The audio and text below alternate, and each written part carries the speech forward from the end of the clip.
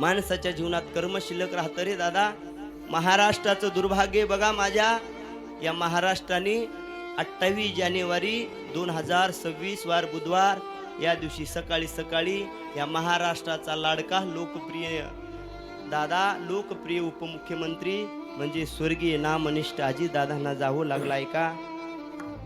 आज जरी स्वर्गीय अजितदादा आपल्यामध्ये नसतील तरी मी म्हणेल अजितदादांनी जे कर्म केलेत त्या कर्माच्या माध्यमातून आज अजितदादा आपल्यामध्ये शिल्लक आहेत महाराज. गेलेले सगळेच काही जातं पण कर्म शिल्लक राहतात.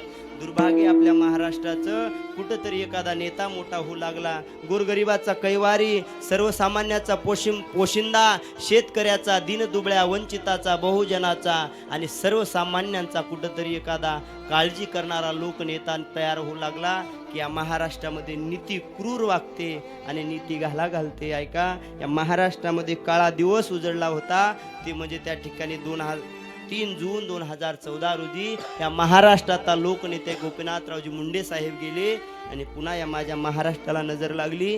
गोरगरिबाचा कैवारी, लाडक्या बहिणीचा लाडका दादा आमचे अजितदादा पवार सुद्धा आपल्यातून निघून गेले. ऐका, काय प्रसंग असेल महाराज. मला भावना तुमच्या दुखवायच्या नाहीत, मला राजकारणही करायचं नाही, सांगायचंही नाही, पण आज आपल्या सगळ्याचं दुर्भाग्य की आपण चांगल्या माणसाला गमवलंय. ऐका, दादांचं नेहमी सांगणं असायचं, माझ्याकडं काम आहे ते काम मी करणार. काम होत असेल तर दादांचा शब्द राहायचा, मी काम करल, किंवा काम होत नाही तर त्याला सरळ सांगायचे काम होत नाही. म्हणजे अजितदादा सारखा स्पष्ट वक्ता, अजितदादा सारखा सर्वसामान्याचा पोशिंदा आणि गोरगरिबावर प्रेम करणारा एकमेव लोकनेता, त्यांचं नाव म्हणजे अजितदादा आहे महाराज. आज त्यांना